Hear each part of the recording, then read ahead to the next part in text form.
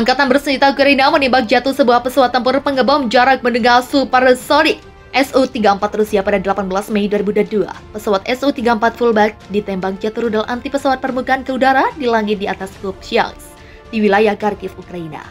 Informasi itu berasal dari intelijen Ukraina yang mengaku telah menjadap siaran radio antara pilot Rusia dan pengontrol lalu lintas udara.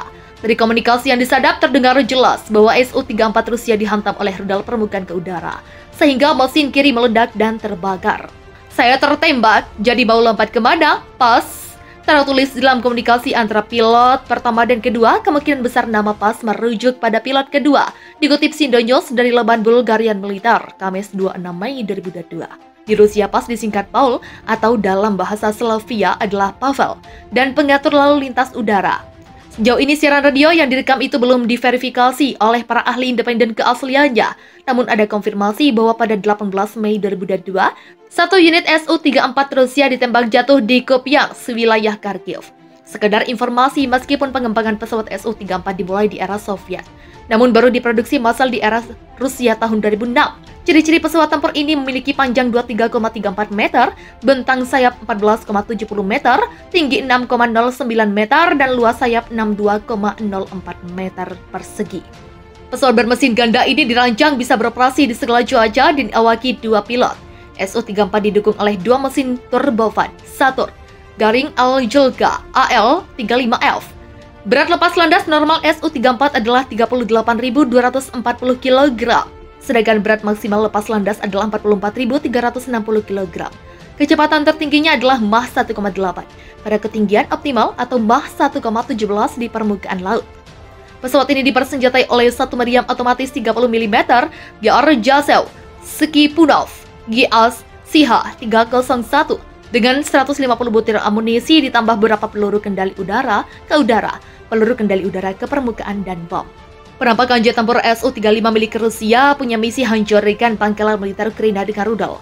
Jet tempur Su-35 milik pasukan Rusia mengebom markas militer Ukraina. Dalam video yang beredar, tampak jet tempur Su-35 tersebut juga dipersenjatai rudal di setiap sisinya. Dikutip dari Newsweek, Kementerian Pertahanan Rusia menjelaskan awak jet tempur Su-35 tersebut mengebom target dari distrik militer barat Angkatan Bersenjata Rusia. Kementerian Pertahanan mengatakan unit Rusia terus menyerang fasilitas infrastruktur militer Ukraina dengan senjata berpemandu presisi. Serangan ini merupakan bagian dari operasi taktis yang dilakukan dari lapangan udara sementara mereka. Infrastruktur militer Angkatan Bersenjata Ukraina yang viral selama operasi militer khusus, tulis Kementerian Rusia dalam keterangannya. Pilot Su-35S ini juga bekerja sama dengan rekaman mereka pembom Su-34 untuk menghancurkan benteng musuh dengan maksimal. Awak Rusia yang terbang siang dan malam dalam segala cuaca juga berusaha menghancurkan stasiun radar dan sistem pertahanan udara Ukraina dengan peluru kendali presisi tinggi. Kementerian Pertahanan Rusia juga mengklaim telah menembak jatuh jet Su-25 Ukraina di wilayah Pibelos, Donetsk, dan Oblast Kherson.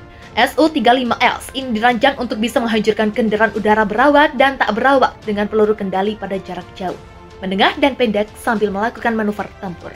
Kementerian Pertahanan mengatakan bahwa helikopter pengintai dan penyerang Ka-52 Alligator turut digunakan untuk mengawal kolom militer dan menghilangkan senjata musuh hingga fasilitas strategis.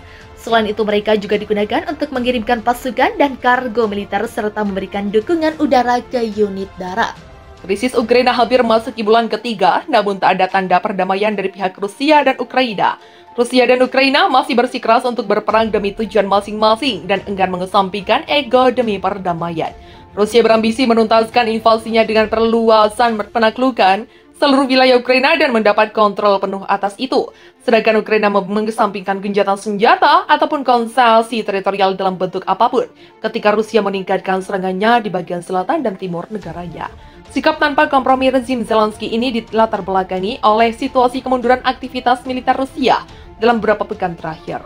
Kiev khawatir mereka mungkin saja akan ditekan oleh beberapa pihak untuk mengorbankan tanah demi kesepakatan damai.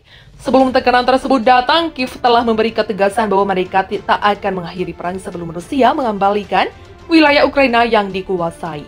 Perang harus diakhiri dengan pemulihan penuh integritas dan kedaulatan wilayah Ukraina, tulis Kepala Staf Kepresidenan Andriy Yermak dalam sebuah tweet pada Minggu pagi 22 Mei.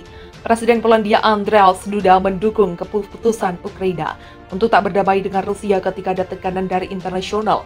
Dilansir dari Reuters, Duda mengatakan kepada anggota parlemen di Kiev bahwa masyarakat internasional harus menuntut Rusia menarik pasukannya dari Ukraina tanpa mengorbankan wilayah apapun.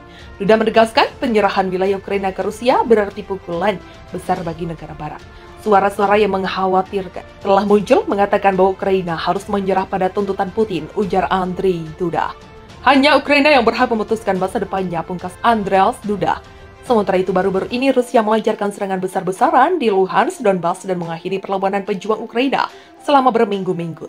Kemudian Rusia juga berhasil merebut kota Mariupol secara penuh dan memaksa pasukan Ukraina menyerah di pelabuhan tenggara Mariupol. Kemenangan tersebut membuat wilayah Ukraina Selatan dan Timur sekarat dan berpotensi lepas sepenuhnya dari kontrol militer Ukraina. Presiden Polandia minta Ukraina tentukan nasib sendiri, tetapi tidak boleh menyerah ke Rusia. Presiden Polandia Andrzej Duda mengunjungi Kiev, Ukraina untuk menemui Presiden Ukraina Volodymyr Zelensky. Dia meminta Zelensky untuk memutuskan nasibnya sendiri, tetapi tidak boleh menyerah ke Rusia. Ukraina tidak boleh menyerah pada Vladimir Putin, katanya dalam pidato di parlemen Kiev.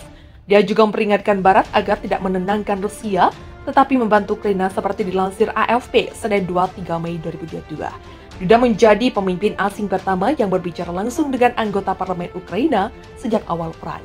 Dia mengatakan hanya Ukraina yang memiliki hak untuk memutuskan masa depannya sendiri setelah seruan untuk penyelesaian damai.